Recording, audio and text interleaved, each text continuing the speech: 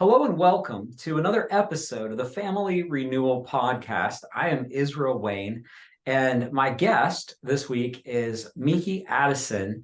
She is a radio talk show host. She is a homeschooling mom.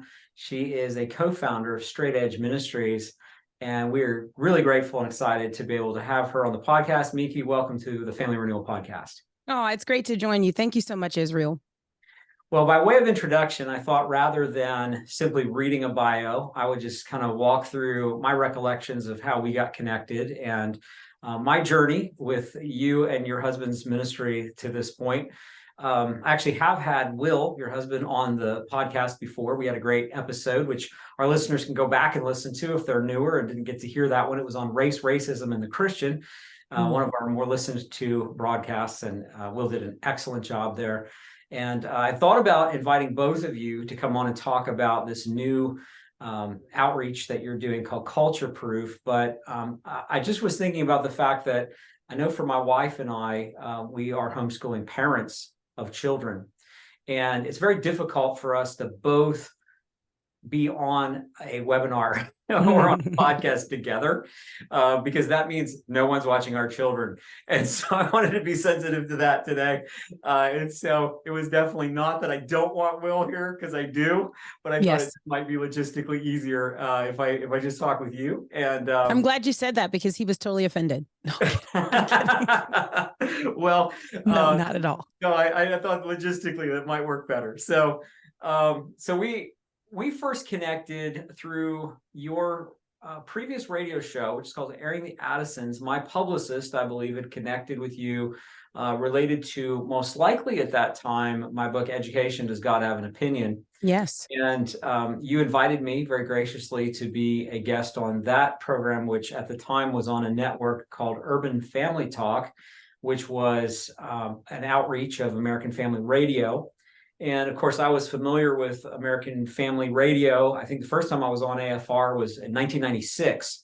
Tim Wildman had me on his show way back in the day. So I go back a ways with AFR and AFA, but I had not heard about Urban Family Talk. And so you had me on, and I have a few recollections of that morning when I was interviewed on your program. This is the total rabbit trail, and I apologize for starting the broadcast with this, but I was at a hotel because I was traveling. I'm a conference speaker, and so I'm on the road a lot. And it seemed like we had maybe an early morning, but whatever time it was a time of day where I was thinking that people might be asleep at my hotel, and it would be possibly inconvenient if I'm talking loudly in my hotel room. And so I told the people at the front desk that I'd really like to be able to use a conference room that they had there to be able to do an interview. And they got all excited, and they said, "We would love to be able to rent you that conference room for $250. And I said, "Well, this is just like a little, whatever it was. I don't even know if I was on for a half hour. It was like maybe a 15-minute segment or something like that." And I said, "It's just, I'm going to be on this national radio program. They have over, 100 stations that are represented on the network and everything." And then they said, "Wait, you're doing like a national radio thing?" And I said, "Yeah." And they said, "What's it called?" So I told them, and they were writing it down. They're like, "Where can you listen to it? And you're going to be a guest on it? And what's it about?" And they got all excited. Wow. And then all of a sudden everything changed, and they were like, "No, you can use it for free." And then afterwards they were like, "Yeah, we want to listen to this." It was so weird how the whole dynamic changed. So that's a whole nother like rabbit trail that I didn't need to go down. But I remember I didn't know that. Yeah, this is my first time hearing that story. That just came back to me. I totally forgotten about it. It just came back to me as I was preparing for this. And I remember being on the phone, and I think you had just finished interviewing Ken Ham. And so I thought, I'm in pretty good company here. And so this was May of 2018. And we talked about education and homeschooling at that time. And when did you start homeschooling? Do you remember like when you got into that? Yeah, we started homeschooling in 2013, in 2013, maybe. I may be wrong about that. We were kind of on a journey because we didn't homeschool from the beginning. And you may remember that from our interview. We kind of were one of those families that we thought, our kids are going to be missionaries. Will the Great and I were missionaries. And so we were very serious about our kids being salt and light. Unfortunately, we were filtering that through are coming to know Christ and being equipped to be missionaries, and not even considering that our expectations at the time of our kids were way higher than their capacity to fulfill. Like they were not yet discipled or trained. So how were they going to reach the world? We weren't thinking about that. We were thinking about what we were equipped to do and what God had dispatched us to do. And so we thought that our kids would do the same thing. I don't know, maybe it was 2016. I'm going to have to double check on that, but maybe it wasn't 2013. I don't remember. That's a shame. I should remember when we started homeschooling our kids. I remember being so excited about the fact that you were talking about these cutting edge issues that, especially within an urban environment, were really not being discussed. And to topics like young earth creationism and Christian apologetics and homeschooling. And so I thought, I need to get to know these people. Like, I need to figure out what these people are doing. So I started listening to the Urban Family Talk Network and hearing some of the other broadcasters that were doing shows at that time, Abraham Hamilton III and others. Yes. He eventually had me on his show a couple of times, and great brother. And so then what happened was I got hooked because I thought, these people are actually talking about really important things. And, when I travel, I often turn on the car radio. It's hard to even find Christian talk anymore because it's almost all music format. But the Christian talk is either just sermons or it's just super safe. And what I loved about what you guys were doing was there was nothing safe about it. In a good and the best way.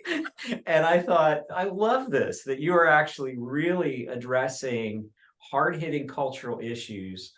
And so then you had your Marriage and Family Life Conference. I was able to participate the last 3 years with that in Tupelo, Mississippi, connected with American Family Association. And then more recently, and this is where we're getting up to date here, you have launched a new podcast called Culture Proof.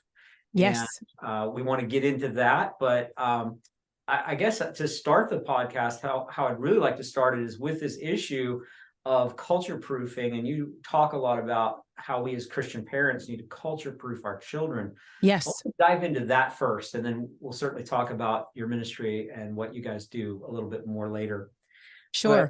But I think that what I see within the Christian community is a couple of different approaches to addressing the cultural problems. The first one is you have parents who think that in 2023, somehow, and I don't know how they do this, that we are still living in the 1950s, and that it's Leave It to Beaver era, and that their kids are going to great schools with great teachers. And it's basically like their public school is basically a Christian school. And, it's all just good, positive, wholesome information that they're getting in these schools. And whatever they're listening to on their smartphones, it's all good. And, just stop being so alarmist. So I think there are deniers who are really just not being honest about how bad things are in the culture, and that not only are we not in the 1950s, we're not even the 80s and 90s anymore. That's right.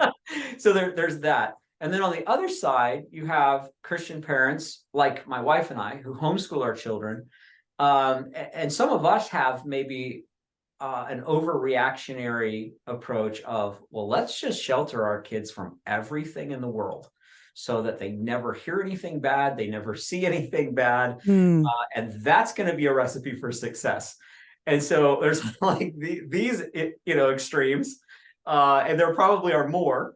But I guess let's start with just the person who wants to be Pollyannish about where we are in the culture. Yeah. That's something that the Lord's really put on your heart, that you want to help parents to know what's going on. Talk about that a little bit. Man, Israel, I'm really glad that you kind of set up this question in the way that you just did. And I'm glad that you painted the picture of the extremes, because I don't think that we acknowledge those extremes enough. But as you were talking, the Lord reminded me that we started in 2014. And, I don't know, you guys have 11 children.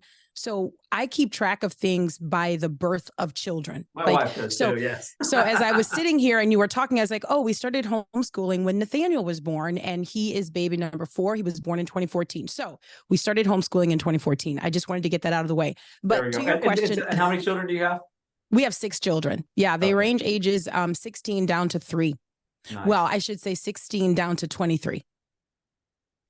The 3-year-old is the oldest, right? Like, I mean, you guys know that your youngest kid is sort of like, I don't know. Anyway, that's a different conversation. Like an adult in a little kid body. Yeah. Yes. Exactly. Yes. Because he is constantly surrounded by conversation and, you know, it's, I almost want to say just color, just sit there and color. Don't, you know, anyway. So your question about the extremes, right? One of the things that we are passionate about is that we are equipped to live in the culture that the Lord has caused us to dwell in. Like, God is infinitely wise, and he wanted us to exist in the time that we're in. Like, this is not a surprise to the Lord that we live in 21st century America and that the conditions are such that they are. This is not a surprise to the Lord. It's also not a surprise to the Lord that the children that he's entrusted to us are also living in this time, right? He has equipped us to equip them. One of the things that we found that parents often do is that they will say, it's not as bad as you guys are alerting us to. You guys are alarmist. I live in a small town. Most of the teachers in my area are Christians, and they are, you know, teaching in the schools. And so what they are doing is simply regurgitating that Christianity that I've grown up with, and they are passing that on to our children. Well, what we know is that our churches are failing.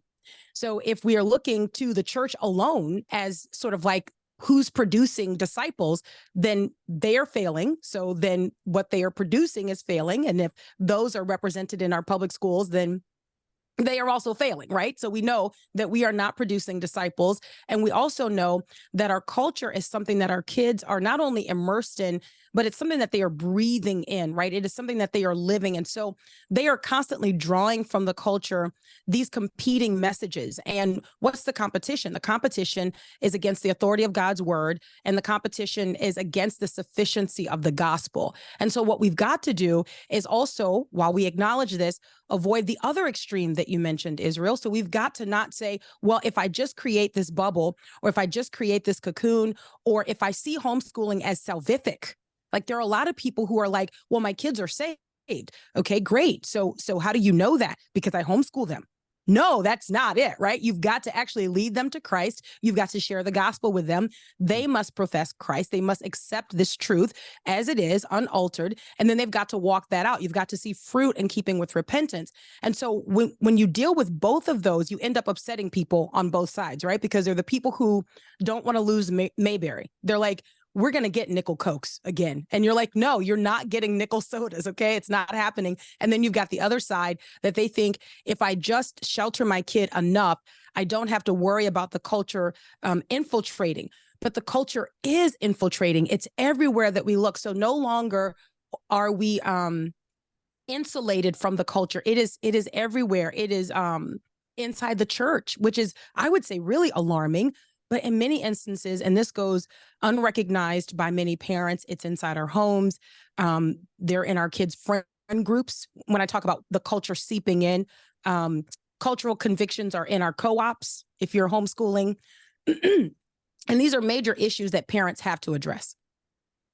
So let me ask you, in terms of influence, I heard you talking about this recently on one of your podcasts, where you were talking, and I've talked a lot about this as well, about the importance of time as a factor in influence. And you were talking about how a child's day is really owned by certain significant factors or forces, and the parents are not usually the primary factor for influence in the child's day, the child's life. What do you see as being some of those primary cultural influences that control and own our child's day? Yeah, number one is media consumption. And this is interesting because it happens even among homeschooling parents, that you've got the kids are reading books, or they're watching videos, or they're being entertained by content. I am so sorry, Israel. They're being entertained by content that is rivaling the gospel. And so media consumption would be the biggest issue that I would point to.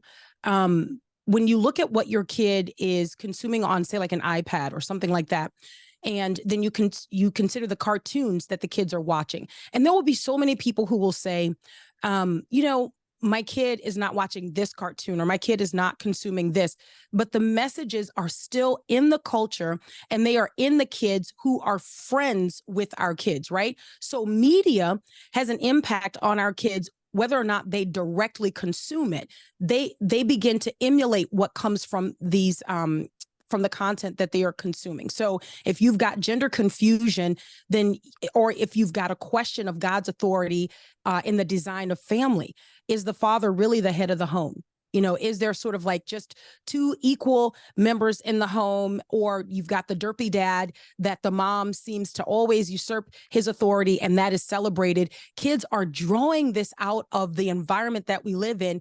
And then it's replicated in their hangouts, like when they talk to each other and how they express. And so number one, I would say, is media. So we have a parenting discussion group on Facebook, and it's actually grown, and we have about 6,000 families in there now.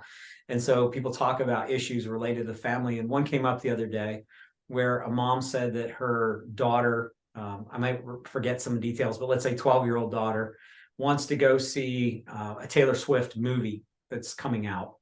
I think that's the details. Now, my 12-year-old daughter does not know who Taylor Swift is. If you asked her, she would have never heard of Taylor Swift. And so my response was that would be a no from me about taking my daughter. And part of what I said is basically Taylor Swift doesn't need your money. And if she gets your money, she will basically use it to undermine all the values you're trying to teach your children. And the response that I got back from some people was, wow, that's pretty extreme. You know, that sounds just kind of overprotective. You have to let go of your kids sometime. And so what do you say in this culture proofing issue? Somebody wants to take their 12-year-old daughter to the Taylor Swift concert or to the Taylor Swift movie, like just using a real practical, this comes up all the time in our churches and our culture, the pastor's kids are going. That was something somebody said. Our pastor's kids went to see the concert and the movie, and he doesn't have a problem with it. So how do we explain to our kids that we're not doing it? Yeah.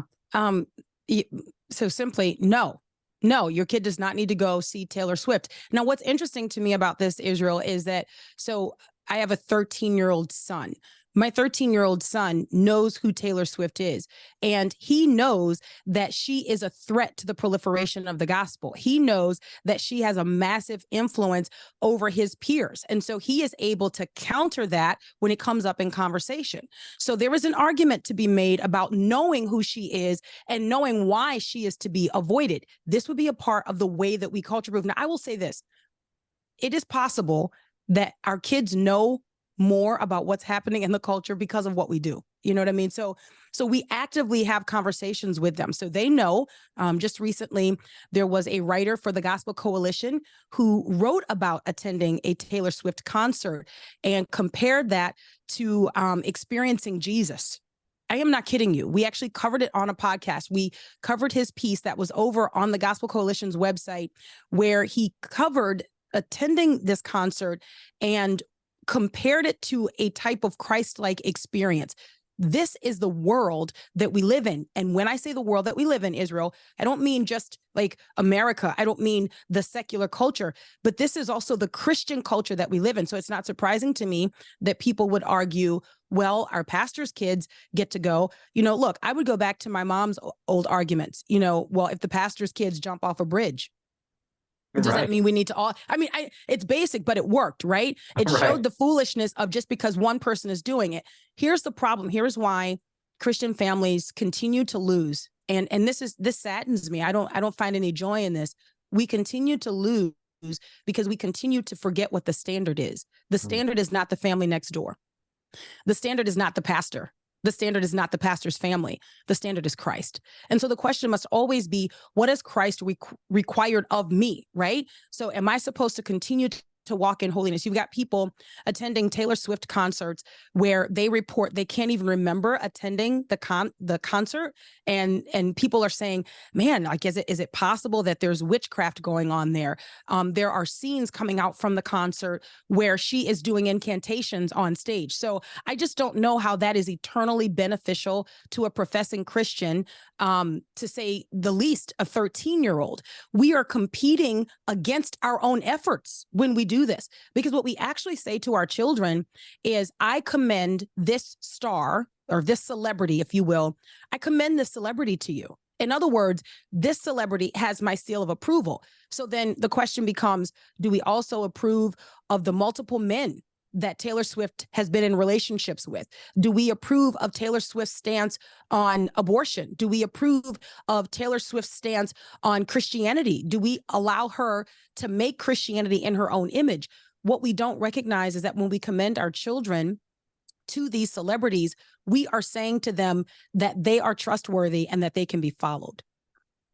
Yeah, I agree with you completely. And so the media, as you said, is a fascinating influence because for those of us who've chosen to homeschool, we've bought back an extraordinary amount of time. We've bought back at a minimum, 10 to 15,000 hours of influence just in bringing our children into our home.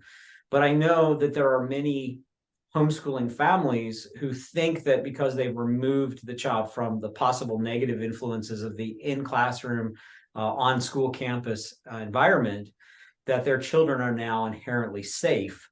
And yet what you're saying is the same kind of worldly ideas, anti-Christian ideas, can come through the earbuds, can come through the online video gaming, can come through even sometimes the youth group or the church. And it seems like we put our guard down sometimes for those things. How much do you think parents need to filter that kind of influence that's coming in the door to their young people? And like, is there an age, as teenagers or whatever, where we lighten up and kind of let them broaden their perspectives and have more influence? How do you navigate that as a parent? Yeah, well, I don't want my kids' peers to assume the role of influencer over them. I just don't. And I recognize that there will be some of that will happen because we all are kind of influenced by one another, right? I hear Israel say something and I think, oh, that's profound. So then I adopt that and I make that a part of my conviction. That would be influence, right? So even as you travel the world and are ministering for the glory of God, you are still influencing people. Now, the good thing is that you are influencing people toward Christ and toward holiness, but the influence is influence nonetheless, right? So what I don't want is I don't want my kids to adopt this idea or this view of their peers that this is how I need to grow, by emulating what they're doing. Now, at the same time, I recognize that there will be some influence. For as long as I can as a mom, and I would say Will the Great and I as parents, we want to assume the role of chief influencer over our kids. Well, let me say that. Secondary to the influence of the Holy Spirit in their life, right? We want to serve the Lord by serving them well. So what I'm going to do is I'm going to observe their interactions. I'm going to observe changes in them. Like, are they picking up somebody else's personality? And when you educate your kid at home, it's easier for you to recognize this. It's easier for you to see if your kid is shifting in conviction. It's easier for you to see the things that annoy your kid, that even aggravate your kid, that didn't previously annoy or aggravate. And you can observe that. Now, here's the thing. You've got to be engaged. You've got to know who your kids' friends are, right? Who are they spending time with? So that you can then make connections. It's like, oh, wait a minute, that kid is withdrawn. I'm talking about the kid that we attend church with. That kid is withdrawn. I've noticed that. I've observed that from a distance. And now I'm starting to observe the same kind of withdrawn demeanor in my own kid. So it's time to kind of pull back here. You're allowed to message this person. You are allowed to do Google Hangouts. But you know what? Now we're going to pull that back. And I'll just say this may not work for every family, Israel, but in the Addison family, we shut things down and we don't feel like we need to give a whole lot of explanation to our kids. And they accept that because they submit to our authority. I know for a lot of people, that's sort of like, we just lost listeners. Everybody. I know. I know. They're like, no, you need to walk them through. Now, listen, I will say this because I want to be completely transparent. There are times that we go into a lot of detail with our kids. And the reason we go into that detail is because we are trying to teach them also to discern. And so if we just tell them, you're not allowed to do this anymore, yes, they will submit, but we would miss an opportunity to train them to discern. So we do say, hey, listen, I think you need to pull back talking to this person. I've noticed that you're kind of starting to act like this person. I've noticed that your defenses are coming down a little bit and what you approve of. And so you need to pull back. I am not afraid of this culture. I just got to tell you, Israel, I am not afraid of my kids living in this culture, because I trust the Holy Spirit of God to lead and to guide them. When we are afraid, it is most likely because we are not equipping. Like, when we are afraid, it's because we fear that they will not stand. And why do we fear that they would not stand? Well, if you're not giving them the tools, then you could very well be afraid of this culture. I am not afraid of this culture. I understand it. And I'm sobered by the enemy's prowl, and that he also seeks our children. I would never say, oh, we don't need to work. No, we need to be concerned. We need to be vigilant, but I am not afraid. So that means that when I see things in the culture that are, tempting my children, because my children are human. I'm not trying to raise perfect children. They just don't exist. And I also don't want my kids to feel like if they just perform well enough to convince me, then all of the sin they love can be hidden in their heart. I don't want that. I don't want kids who know how to make me look good, who know how to give all the right answers, who show up in a moment because they're in a certain circle. And by the way, the reason I'm saying these things is because these are the active types of conversations that we have with our kids. You are not impressing me because you know how to give the right answers. What I want to see is that you truly love Jesus and you have a heart submitted to his lordship. Anything outside of that is hypocrisy. It's performative, and that is not eternal, right? Like, Christ wants to really, truly be formed in your heart. And so I know I'm saying a lot, but we as the parents have to operate as the parents. Like, I'm not going to ask my kid for permission to do what God has commanded me to do. So if the kid, and by the way, our kids had to earn certain privileges. They had to earn our trust to be able to be on devices. They had to earn our trust to be able to message their friends. And I will tell you, we handpick the friends that they can message. Just because they are a part of a friend group does not mean that they can message everyone in that group. And I will tell you, so we've got the big three and we've got the little three.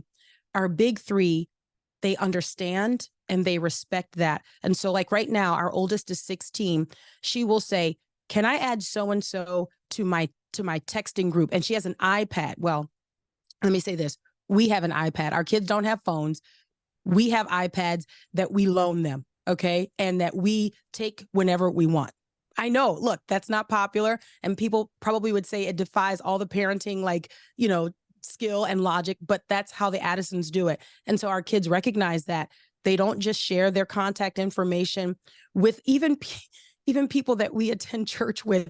They're just not allowed to do that. And they understand it. So they ask us permission first. Those kids who have a habit of asking for forgiveness because they don't know how to ask permission lose privileges. So we're not excusing that because it's like, oh, I thought it would be okay. So I just, no. So now you've lost your privileges. But I thought, well, you will think better next time.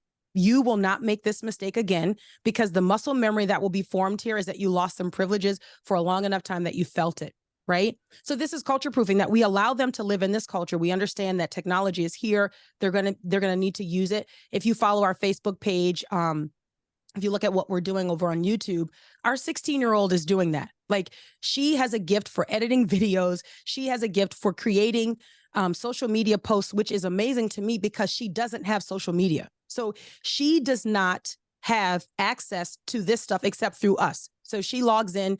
Well, I give her my phone and say, here, can you do a post for this? And then she creates all of the stuff, but we are not like turning them over to this culture. So they don't have Instagram. They don't have Facebook.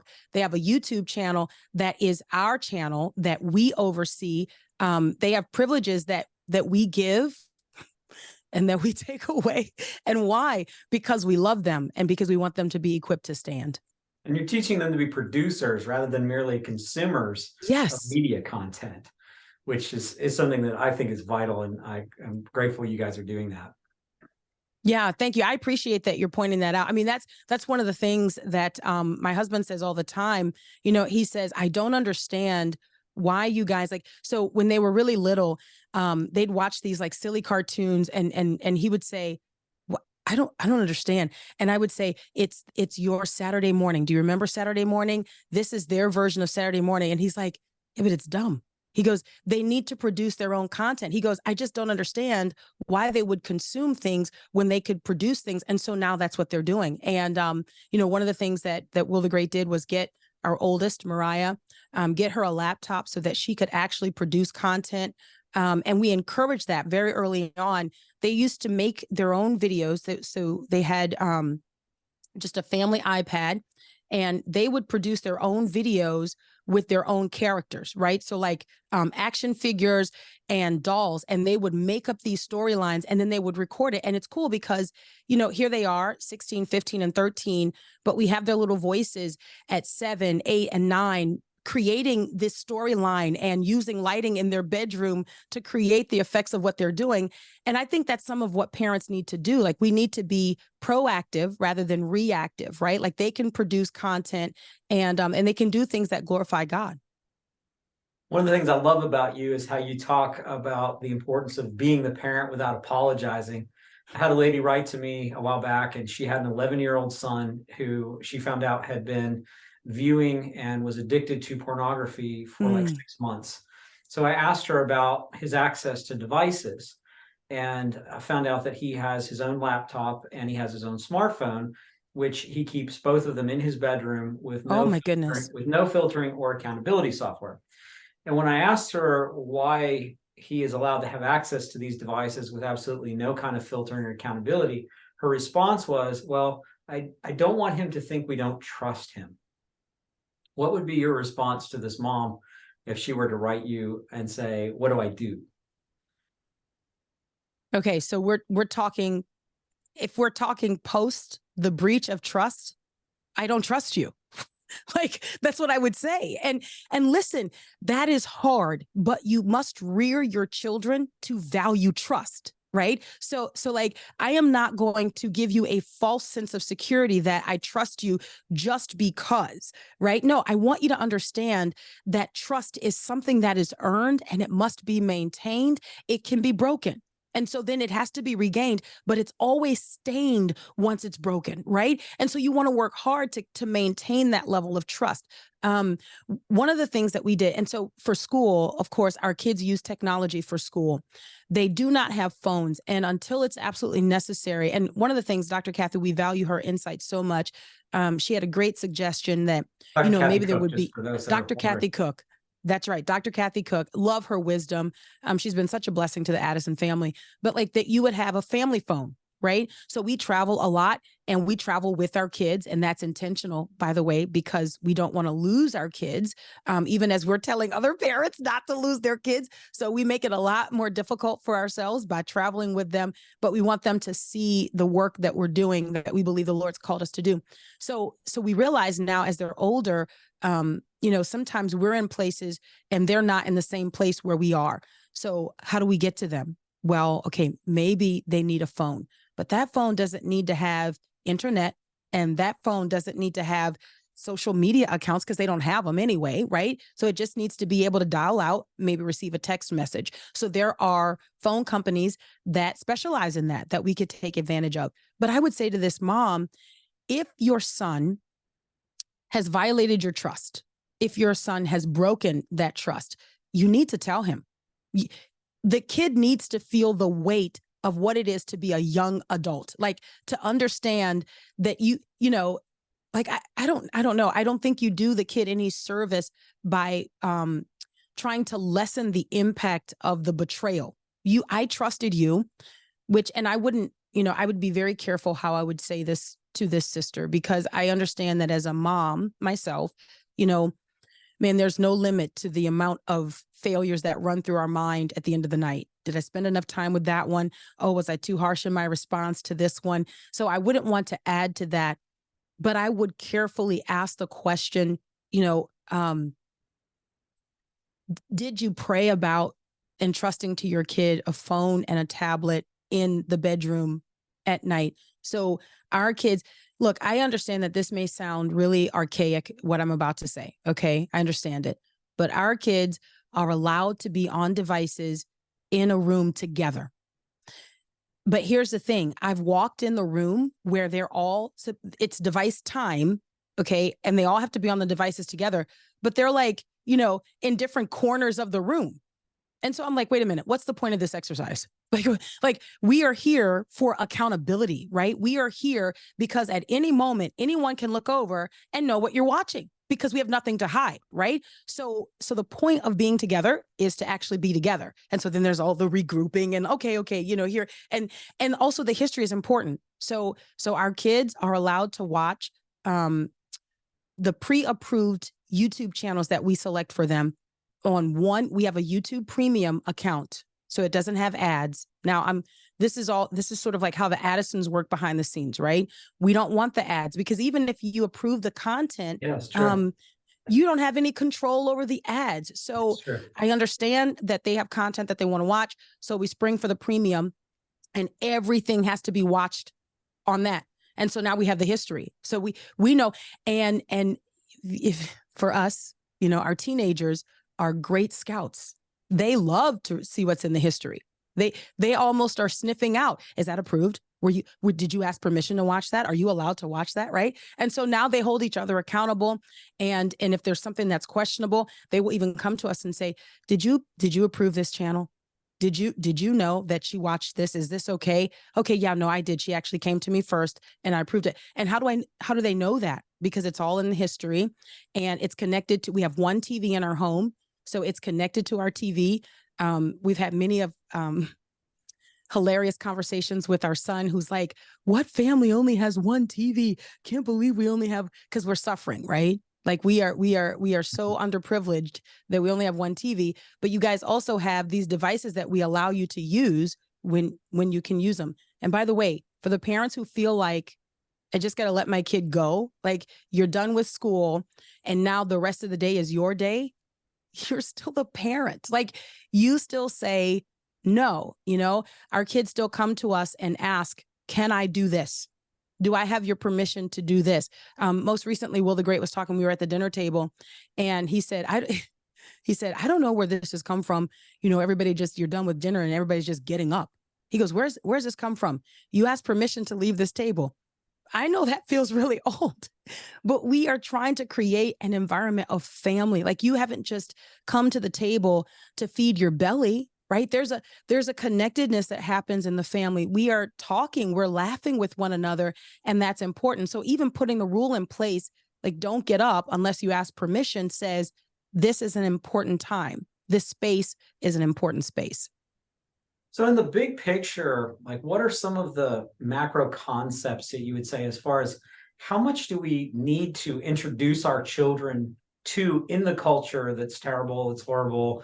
Like how much do our 8-year-olds need to know about the drag queen story hours, and how much do they need to know that there's a transgender character in the new Disney movie, and all that kind of thing? Like, do we sit them down every time we hear one of these news reports and say, children, here's another terrible example of terrible things in the culture. We want you to know about it. We're not watching this. This is why.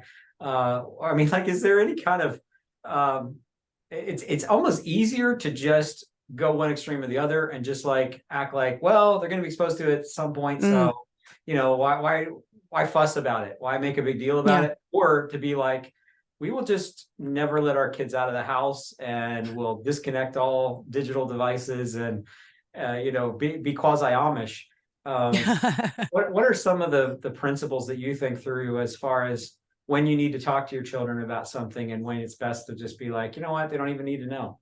Yeah, I appreciate that question. Absolutely not. We do not need to introduce the wickedness of man to our kids a moment before it's absolutely necessary. I do not believe that we need to sit down and by the way, I'll kind of back up and share a little bit of our conviction. Even as we were training, they're now our big three, but when they were our only three and our little three, we only taught them the truth. Right. So there was a conversation. One of our friends said, Hey, so what I do with my kids is I tell them, here's the truth, and here's how that's going to be challenged. Here's the truth, and here's how that's going to be challenged. And I remember saying at the time, oh, I think that's great. Yeah, okay, that's great for you guys, and she was like, oh, do you not do that? And I was like, no, I don't. My little kids just need to know the truth. Why? Because I want them to be so trained in the truth that when the counterfeit is presented, it's sort of like the bank teller illustration. When the counterfeit is presented, they will have been immersed in truth and not given, even as they're little, right? Because there are things that the enemy wants to introduce to our children to cause them to doubt their faith and to doubt what they believe.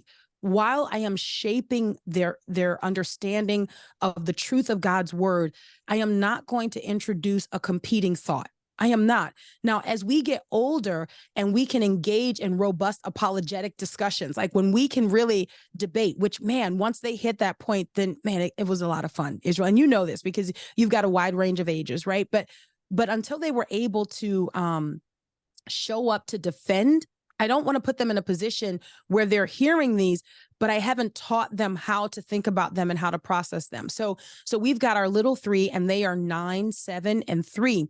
Now, because we live in this world and because wickedness is advancing, it's sad. It's no longer the fringe anymore.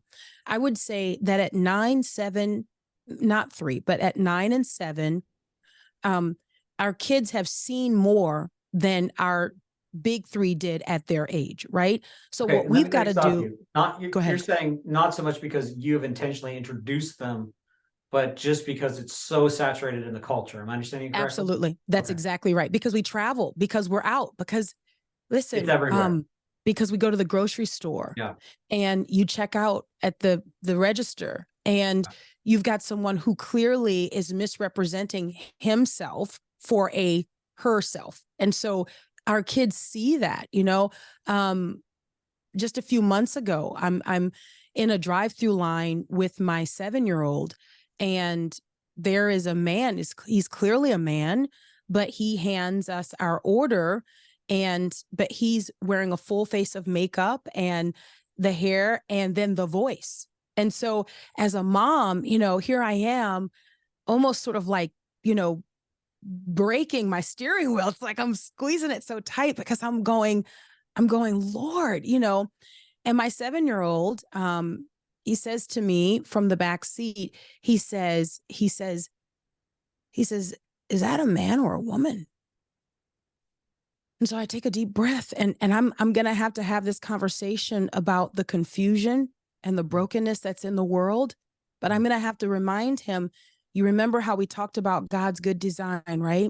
You remember how we talked about from the beginning, he made them male and female. Do you remember how Satan entered the garden? Do you remember how Satan wanted to mar the image of God, how he wanted to disrupt God's good design? Well, this is an example of that. So you are absolutely right. This is a man. So obviously I want to acknowledge the confusion, right? And because, one thing I'm leaving out, I said to him, tell me what you think. And he said, I think that's a man because he looks like a man and his voice sounds like a man, but he is dressed like a woman. And I said, you have observed well, that is a man who is confused about his design. He's confused about who God made him to be. And so I have to have that conversation with him. I can't just say, oh, look away, don't look. No, because unfortunately there's going to be more of that in the culture. But here's what is good though, Israel. What is good is that if I have built up his understanding of the Genesis creation account, and if I have connected that to the first presentation of the gospel, right? If I have said that these things are indispensable, if you've got a spectrum, then maybe you don't have a serpent. Maybe you don't have a need for the gospel. Maybe you don't have a need for someone to crush him, right? And so because these things are indispensable, when we have the conversation, we have to say, man, this rivals the authority of God, and this is sinful. Right. This is because our kids, for the longest time, the big three would ask, they only had two categories, right? And they would think in terms of, is that person a Christian or not? That's how they categorize people: Christian or not, Christian or not. And so now, for our little three, it's like, is that sinful or not? Is that a sin or not? And so I have to say to him point blank, that is sin. That is sin. That is missing the mark. That is rebellion against God's good design. That is sin. And then also to say, that person needs Jesus. That person needs the gospel. I would love to say that, that's the only time that that happened. I have another instance in the grocery store. The person is checking us out, like scanning our items. And you're just doing everything you can to try to, ignore it, which there's another conversation to be had about that, right? And you're grieved. And then this person starts to acknowledge my children, like, and talking to my children. And so then they cannot ignore. And this person is clearly a man, but he's grown his hair out and he's got these wild colors and eye makeup and all of this. And so we cannot leave our kids ill-equipped. But what I'm not going to do is I'm not going to sit down with my 7-year-old and say, hey, I want to tell you about Drag Queen Story Hour. Well, one of the reasons that I educate him at home is because I don't want him exposed to that. So I'm not going to lead with that. But as we are in this world and as they're going to be faced with these conflicting messages, I want to ready them, first of all, by equipping them with truth. I want to saturate my kids with truth. I want to make sure that we're having honest conversations about the scriptures. When they don't understand something, I don't want to give them pat answers. I want us to struggle with that together. I want us to wrestle with that together. And then when the truth of the scriptures is challenged in culture, I want to point it out. It's easier to do when they're older and their brains have developed a little bit more. Their conviction has developed a little bit more. They're able to be truly grieved by sin, not from a place of like, oh, I think that's gross, but they have made the connection between, oh man, this is a sin against God. This person is likely to spend eternity separated from God. When there's that real grief, it's a little bit easier to have the conversation. But when they're younger, I say we build a foundation. So I'd like to close by asking you one last question. It's just talk about the difference between our goal as a parent being moralism or moral behavior in our children versus the gospel. And as a parent, how intentional we have to be regarding focusing not merely on doing good and being good, but how much we need to focus on communicating to our children their need for Christ. Can you talk about that, please? Man, yeah. So that really grieves me because that is the reality. Like, okay, so let's talk, let's discuss this inside our circle, which would be the homeschooling community, Israel. Now, I am first generation homeschooling, you're second generation homeschooling, okay? So you've seen a lot and you've been a part of a lot. This is new to me.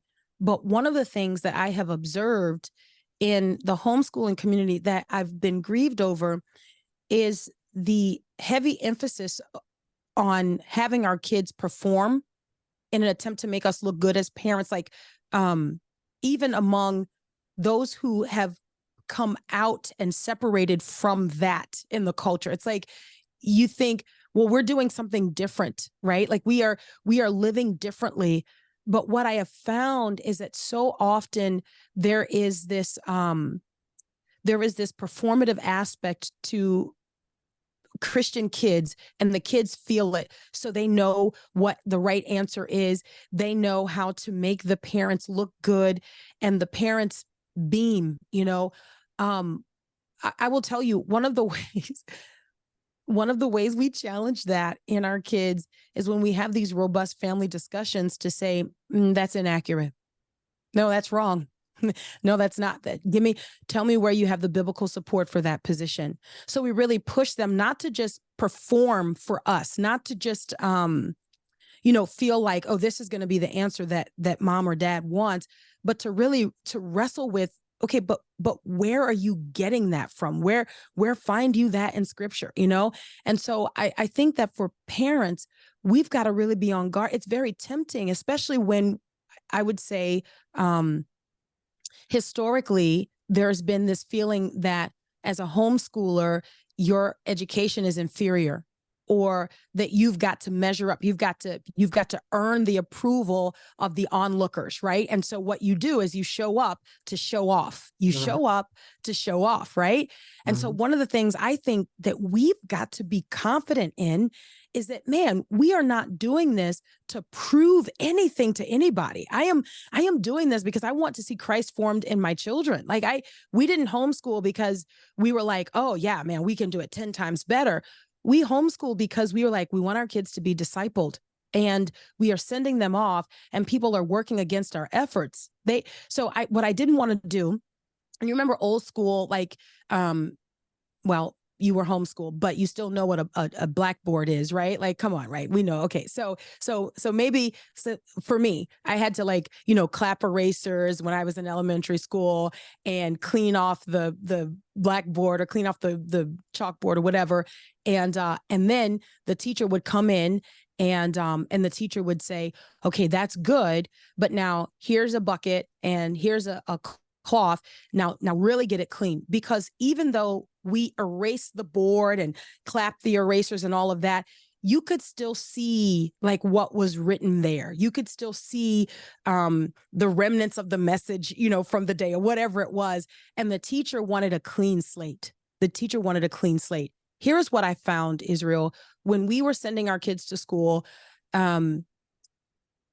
We were trying to clean a slate every day that we were working against our efforts, right? So what was being written on their heart? And again, by the so-called Christian teachers, I'll give you an example real quick. And I know we're supposed to be wrapping up, but just real quick example. I remember my first grader. And so they went to, the highest that they went was our second daughter went to first grade, and our older daughter was going to be going to third grade. So she did second grade. Okay. So first and second grade.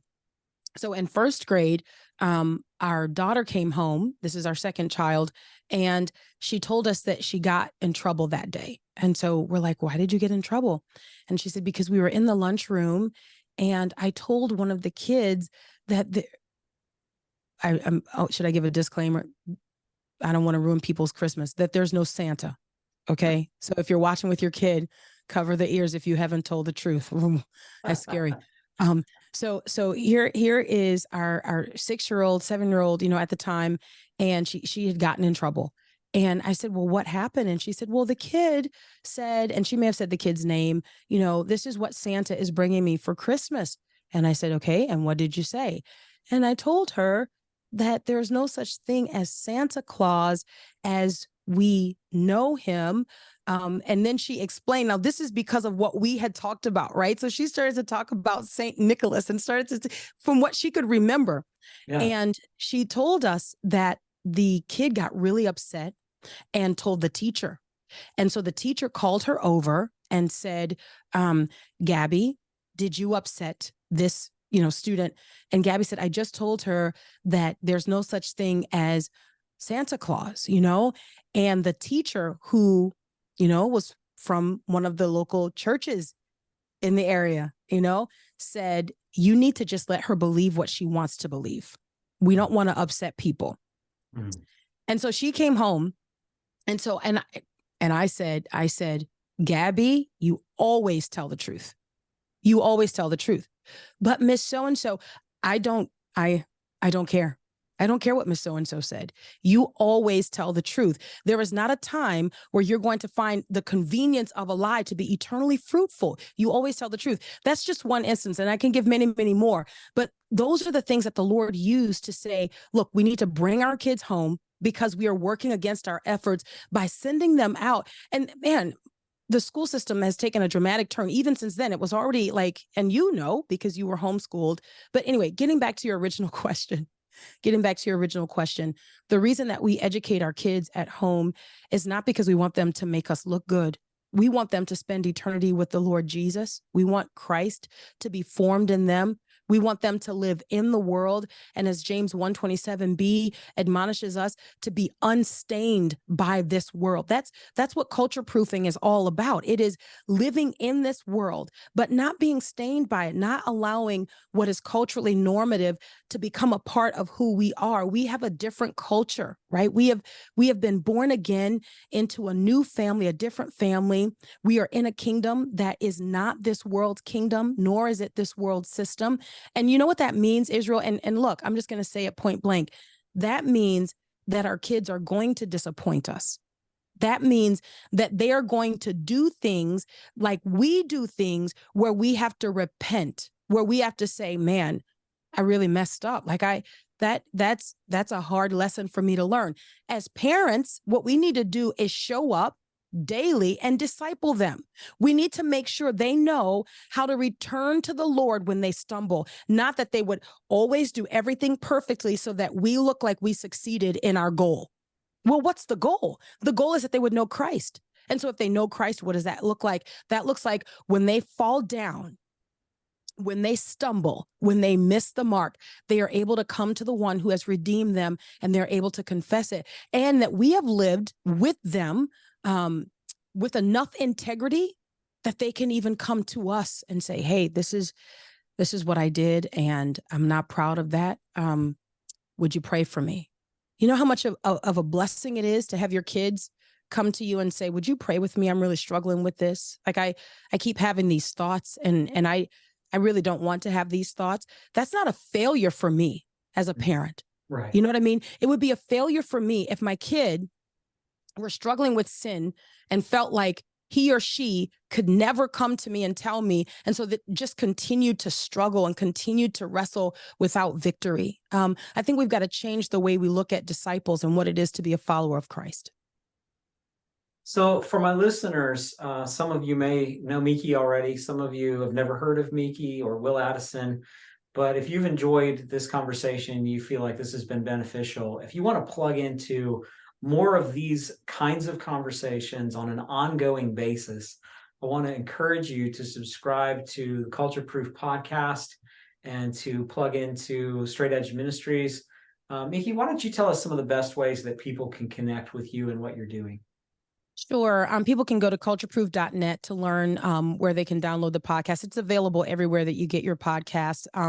Also, straightedgeministries.org. No, .net. straightedgeministries.org. I'm looking over at Will the Great. Straight Edge. It's .org. Thanks, Israel. I'm so equipped right here. And anyway, straightedgeministries.org. It's cultureproof.net. That's why you got. Thank you. I really appreciate your grace. Yeah. And so, yeah, that's how people can connect with us. We're also on Facebook if they want to follow our Facebook page by the same name, Culture Proof. And then also we have a YouTube channel that people can follow. It's Culture Proof over on YouTube. Look, our aim is really just to have the kinds of conversations. You kind of started with this, Israel, but to have the kinds of conversations that many people are just like, I don't want to touch that. Like, they're like, I don't want to talk about that. Recently on one of our podcast episodes, we talked about identity. Like, you know, can we teach our kids to be proud to be Black? And so if you want to know what our answer is, you'll have to go listen to that episode. Yeah, you guys have phenomenal content. Please subscribe to their YouTube channel, subscribe to their podcast.